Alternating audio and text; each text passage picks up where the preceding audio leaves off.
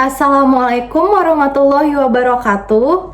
Halo semuanya, perkenalkan nama saya Amelia Vinka Anosa dengan NPM 2214131012. Saya merupakan mahasiswi Fakultas Pertanian dengan program studi Agribisnis Universitas Lampung.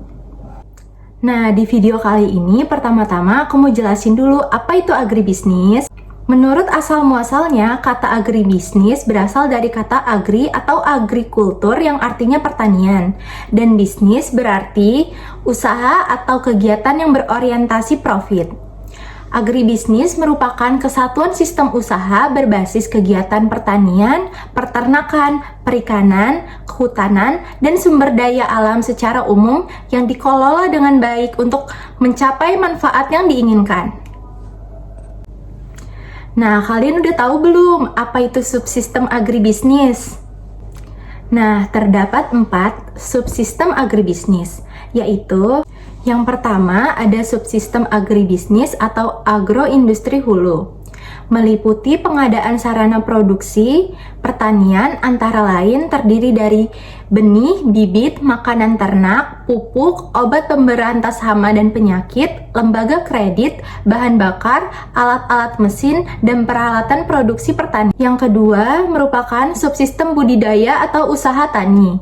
Usaha tani menghasilkan produk pertanian berupa bahan pangan, hasil perkebunan, buah-buahan, bunga, dan tanaman hias, dan juga hasil ternak, hewan, dan ikan. Ketiga, subsistem agribisnis atau agroindustri hilir meliputi pengolahan dan pemasaran atau tata niaga, produk pertanian, dan olahannya. Dalam subsistem ini terdapat rangkaian kegiatan mulai dari pengumpulan produk usaha tani, pengolahan, penyimpanan, dan distribusi.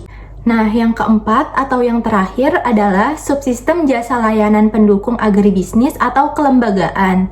Subsistem jasa layanan pendukung agribisnis adalah semua jenis kegiatan yang berfungsi untuk mendukung dan melayani serta mengembangkan kegiatan subsistem hulu, subsistem usaha tani, subsistem hilir. Lembaga-lembaga yang terkait dalam kegiatan ini adalah penyuluh, konsultan, keuangan, penelitian, dan yang terakhir adalah perguruan tinggi atau universitas. Nah, di sini saya akan membahas tentang Fakultas Pertanian sebagai subjek akademik dan subsistem lembaga penunjang atau kelembagaan.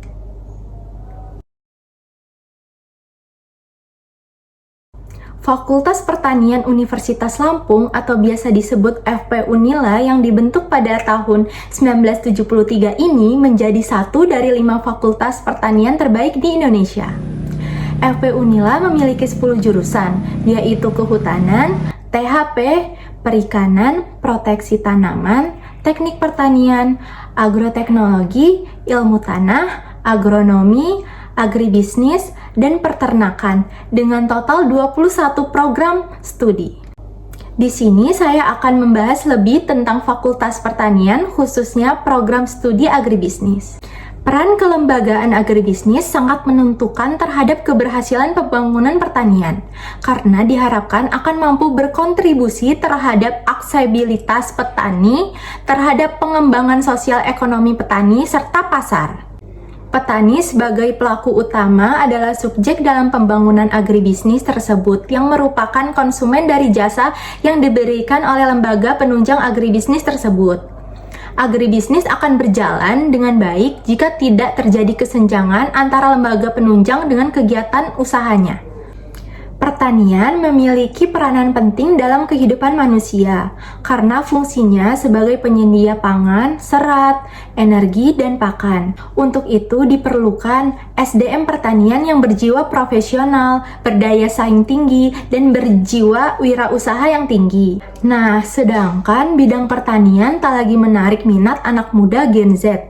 Berdasarkan hasil survei Jakpat, hanya 6 dari 100 Gen Z berusia 15-26 tahun yang ingin bekerja di bidang pertanian.